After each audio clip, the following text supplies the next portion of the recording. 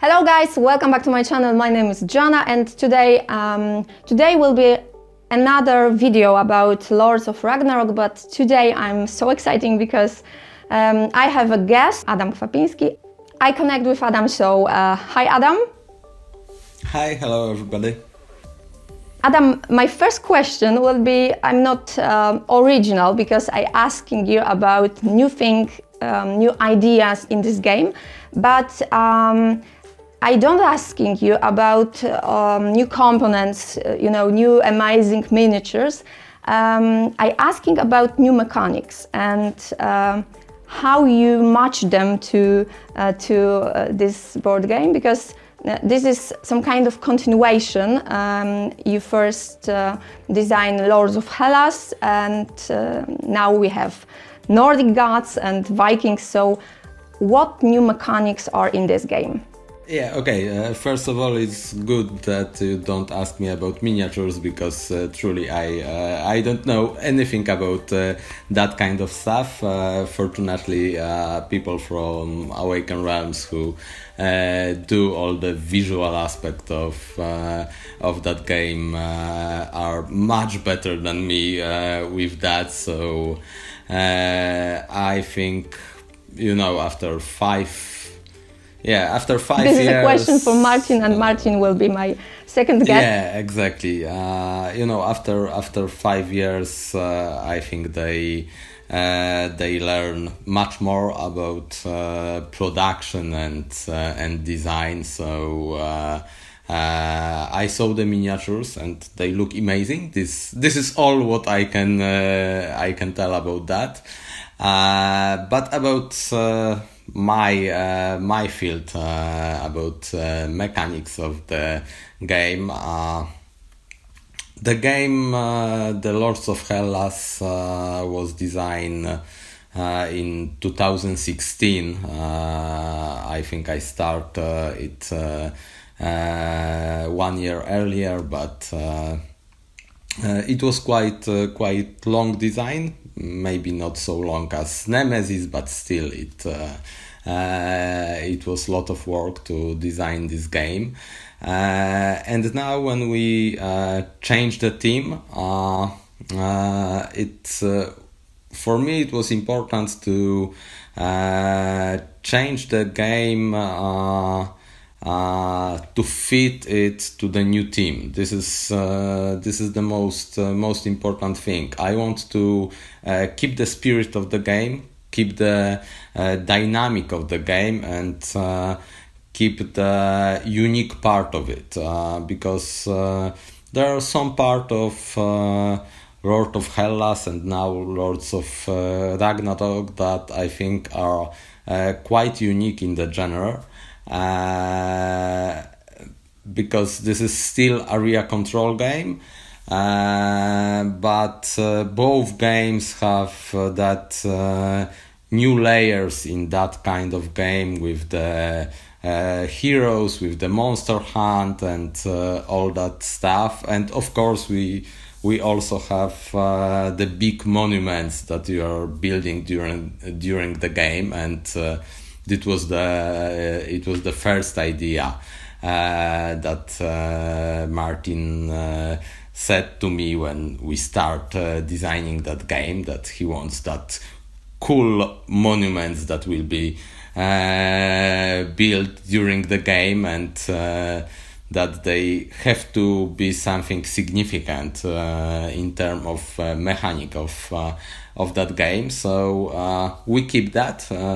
This was obvious for me that people want that, and if we want to keep the spirit of that game, it should stay in Lords of Ragnarok. But we changed the team, and now we are going north. We are going to Nordic mythology, and it means we have some new stuff. It was your choice? I mean, not Egypt or I don't know, whatever else, Vikings. It was your choice or?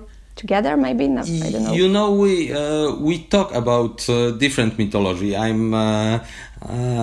am fascinated in different mythologies because I'm a historian, and truly my favorite mythology is Celtic, but it doesn't fit very well in that kind of game because Celts didn't build the monuments, and it doesn't fit very well to that kind of game. But we think about different mythologies, and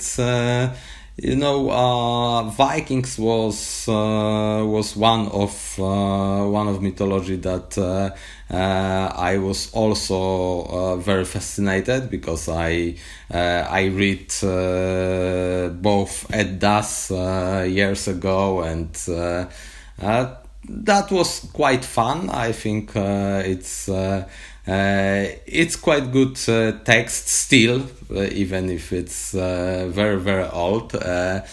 And there is also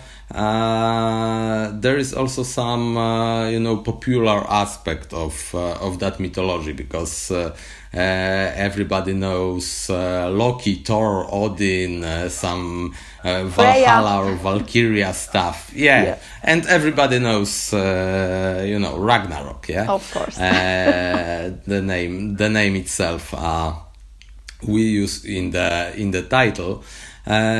So all that together works quite well in that game, and also we have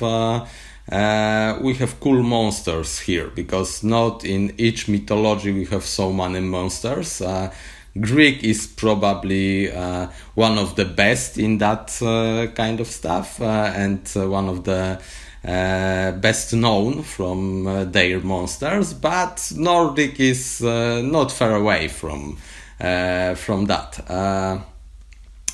So this was a choice we made together because of that, and I start to think what is important in Nordic mythology and what is different in that mythology. What is so important that I want it to put in the game. And first of all, of course, runes. That was the first thing when you are thinking about Nordic mythology, is that everybody knows or see some writings and their letters, their alphabet. So we use runes in our games. So we have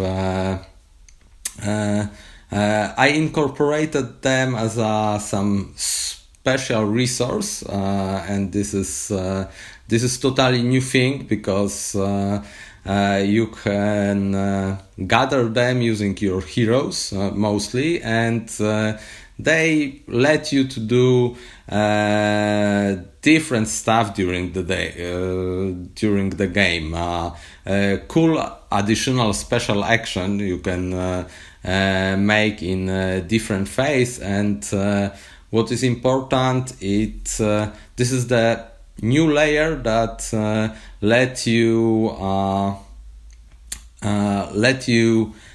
mix the different layers of the game. So this is another way that the area control and monster hunting and the hero stuff is bonded together in the game. So the runes is the part that keep it closer than in Lords of Hellas, because sometimes when you play Lords of Hellas, it was like, okay, I'm playing my game of monster hunting and somebody else is playing his own game of territory control, and it still can be cool game of two people racing together in a different direction, but we want to add more interaction between players, and And there is more about that because I think in Lords of Ragnarok people will see that there is more interaction in different places than in Lords of Hellas. So runes was the first big thing in this game that is totally new. Second thing, also connected with runes, but totally new, is realms, because in Nordic mythology we have 9 realms. Of course, we have Midgard, so the place when people lives, but we have also other places like Vanaheim, Svartalheim, Nilfheim, and all that kind of weird names. There is 9 of them, but truly we can count them up to 12 because some of them are use different names, and in different sagas sometimes one place is named in one way, sometimes in use different names for some places. So we have some realms, and probably there will be more, but I cannot tell. It's a secret. I cannot tell very much about that yet. But the realms are special regions that you cannot conquer during the game, but you can make them your ally, and it gives you some bonuses, some passive income. So when some special action are activated by you or by other players, everybody who have his control marker in this particular realm gets some bonuses from that place, and again it's totally new thing, because in Lords of Hellas there was only your own territory, and it was there was always a threat that somebody can get you out of there, and you can lost it. Here, if you make an ally with some realm, it will stay to the end of the game, and you will get bonuses from there. So you want to make that ally as fast as possible, but what is more important, you want to make an ally with places that will be used quite often during the game. So you try to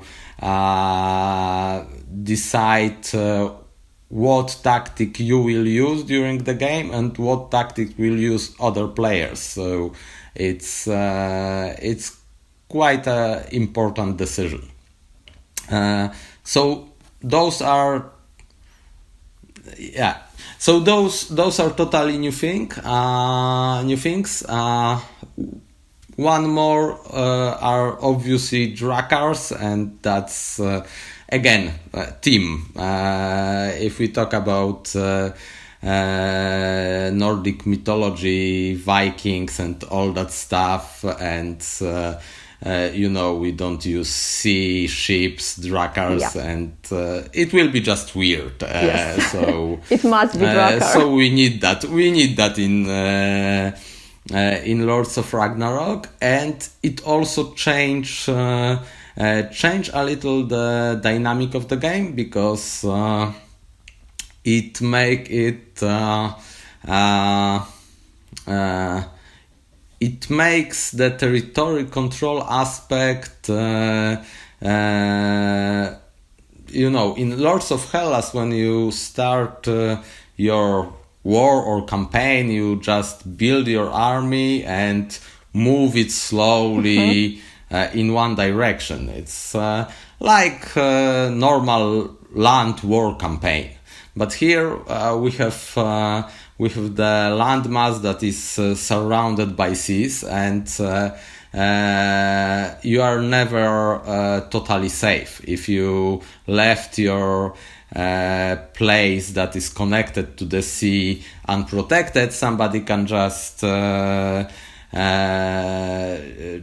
send their soldiers from the druckers and jump behind your back, and this is the threat you have during the whole game. So I think the dynamic here will be a little different that in Lords of Hellas. This is my favorite change, and some druckers, and how I can use them and surprise my opponent. Yeah, this is how maybe it's not as much about mythology itself, but this is how Vikings fights in Middle Ages. You never know when they attack. This was the most important and most powerful thing about them. This is why everybody feared them, because you just wake up and see druckers just before your castle, and it was not very fun thing to see. So I want to put this also in the game and give people that feel. So those things are totally new, but there is also some smaller changes that maybe are like small improvement of what we have in Lords of Hellas, or small changes of something. As I said, there will be more interaction, and not only direct interaction like in every territory control or area control games, because those games are about fighting each other over territories. So the interaction is obvious, but here there will be also some Euro interaction. I can call it like this, because the action selection is moved from the people's board into the center of the map, and it changed some stuff, because each time somebody takes the action and put his action disc on the wheel, if somebody else was on that action before that person, he will get the rune of his choice. So you want to make your action that way, trying to predict what action will be taking by next players. So this is more, as I said, this is more like Euro mechanism here. Not very big thing, but in the long term, when you play, it can give you some advantage in the game.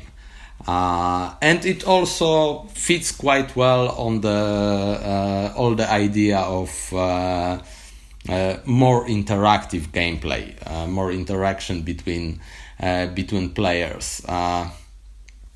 Quite similar thing with monsters, because again here is one quite big new thing about controlling the monsters. This is what we don't have in Lords of Hellas, and I suppose this is one of the things people will love, because controlling a big monster and moving it into the army of your opponent and messing with them with your dragon or other big creature is just pure fun and really can give you satisfaction. So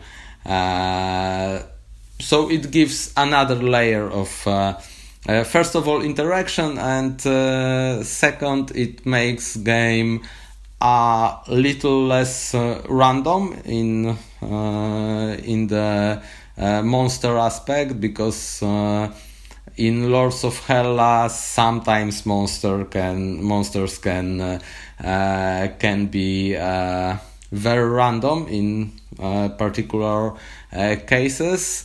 Here, if you see very powerful monster, probably somebody very fast will try to control that monster, and it will be less random factor. It will be just somebody's weapon to mess with other players.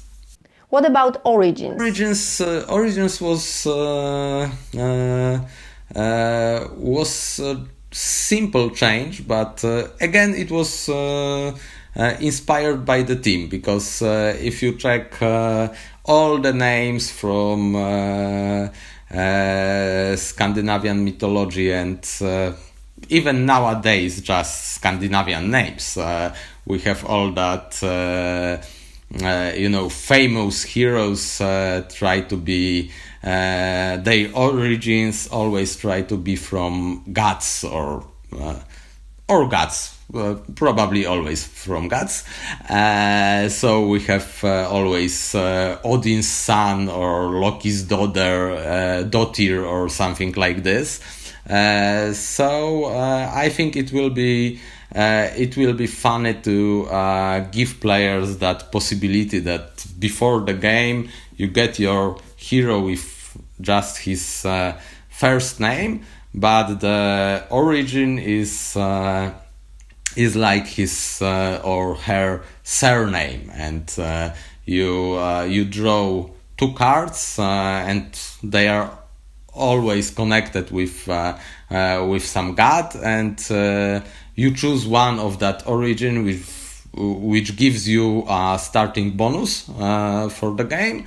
And it's always like this. It can be Thor's son or Thor's daughter. You can choose one or other side of the token, and you create your hero this way. So you can play, for example, Ragnar, Odin's son, and this is your hero at the start.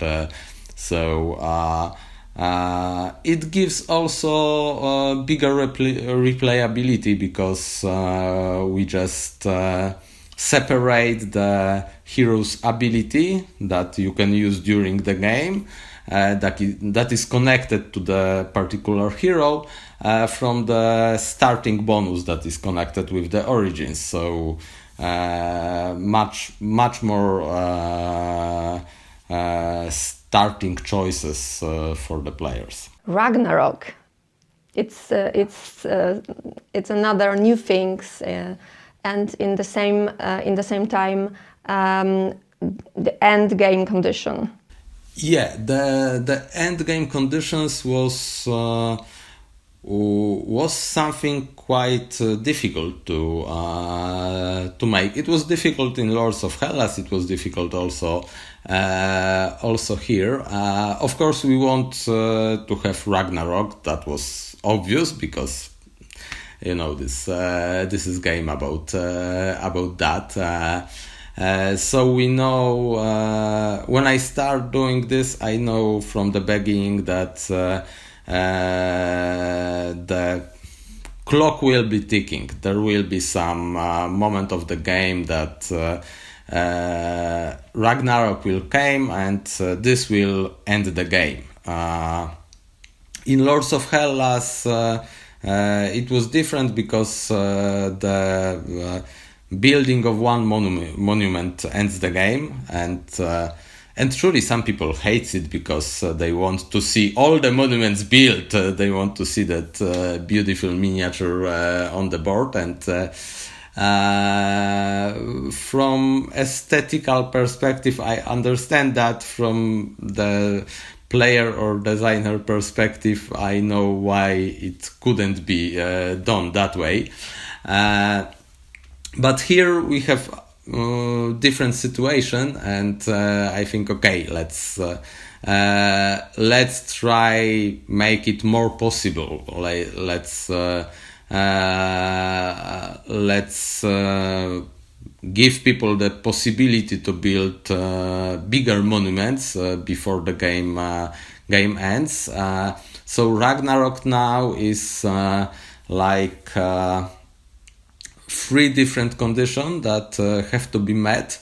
You draw 5 of them before the game, and each time monument is built, you check if any of this condition is met, and most of that condition are connected with one or other victory condition. So there will be met when somebody will be approaching to his victory. So probably if people go different paths to victory, the Ragnarok will be very close to the normal victory condition. So I try to make it very tight, and this is because the end game should be with lots of emotion, of course. And even if some player is see that he don't have chance to win with normal win condition, probably he will have an opportunity to meet the last Ragnarok condition and start the additional victory condition with the Ragnarok, because when the Ragnarok hits, everybody have one last turn after the building monument that starts the Ragnarok situation, and it adds the additional victory condition, because all 3 normal victory conditions still apply during the Ragnarok. But if nobody wins the game before the last round of the game is won by the player who control the most regions around the center of the board, because we have the action ring there. This is like the place when the Yggdrasil is, and again in the mythology, after the Ragnarok, we have only 2 people who live and they hide under the Yggdrasil, and this is how the new world will be rebuilt after Ragnarok, and it will be, of course, great and beautiful world, etc. But we don't have that in our game. This is not interesting part. Every movie and every story ends exactly in the happily ever after. There is nothing interesting after that sentence. So this is why the five region around the action wheel counts if the Ragnarok ends the game, if nobody else won the game before that. So this is the totally new victory condition. 2 of them stays quite the same, because we have 3 lands, not 2 lands, 3 lands, because we have more lands, but they are smaller in Lords of Ragnarok. We have also controlling 5 regions with built temples, and this is exactly the same like in Lords of Hellas. And we have some change with monster hunting victory condition, because This is new. We have normal monsters that can be controlled and killed normally, and we have some boss monster. This is Loki in our game because Loki doesn't fit as anything normal in that mythology. He's a god, he's a hero, he's a giant, very, very confusing character, truly. So we make him a ultimate boss in our game, the bad guy. And killing the Loki is the victory condition, but you can fight with Loki only if you killed 2 monsters before that. So it's very similar to the victory condition of killing 3 monsters from Lords of Hellas, but there is a difference with that because if you are only one who hunting monsters, you will have more time to kill Loki, but in the same time killing Loki in one fight is very, very hard because I think it is impossible. You have to fight. You have to deal a lot of damage to that guy, and he also mess with the map during the game because he have some special passive skills, and he is quite important. Even if nobody try to kill him, he can affect the game a lot. Okay, which combination or which mechanics are your favorite, and you think it will be the most surprising, most fun for players? I think it will change during the game because when you play first time a game like this after playing Lords of Hellas, probably you will see big things. You will see that I can control the monsters, this is fun, this is big, I can do something with them. People will see, of course, changes also with armies. This is something I didn't tell earlier, but we have less miniatures, army miniatures, but they can be upgraded. They have counters on them, so this is also changing a lot with the dynamic of territory control game, and those will be things that people will see very fast. And similar like thing like runes and all the new stuff, all the things that have physical representation in the game, because this is what you see. But I think the biggest change and the thing that is underneath that is the level of interaction, and I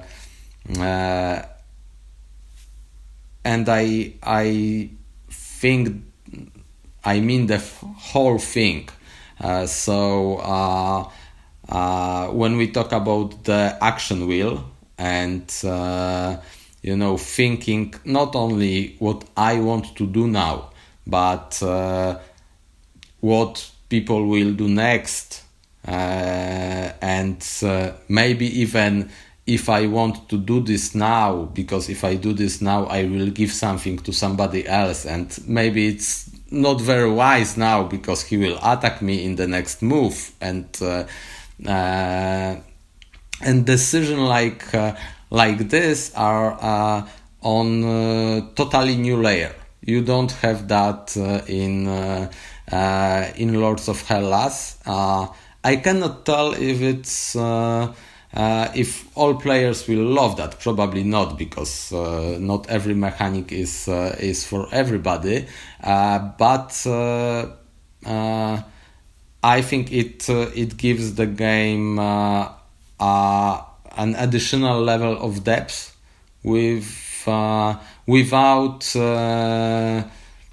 adding much more rules. So this is important part for me. Keeping quite the same rule of special actions, we get more decision there, or more factor that can influence your decision, and it makes this game, in my opinion, more strategical than tactical.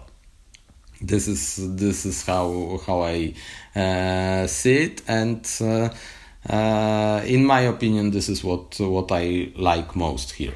So, thank you very much for this conversation, interview. I should say interview, because I only asking. And what will be next? Japan or Egypt or? Oh, I think for the next one we will have to wait a couple of years, and truly I have no idea if the next game of Lords of will be created ever, because as I said a couple of times, it's quite difficult to make games in a line. I was talking about this with Nemesis, and here with Lords of Hellas and Lords of Ragnarok, and with Martin we have now very simple rule. First we have to make a game, and it have to be different enough and good enough to even think about doing it. So it's not like let's do this and we start to making a game. It's the other way. I just let it happen, and when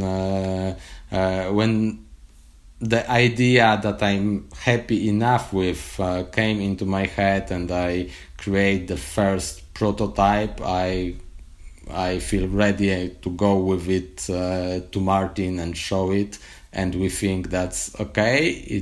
It may be something that it's worth to make it, then maybe yes, but we don't want to just make games because the previous one was good and popular. That's not enough, and it's also a big challenge, because it's easy to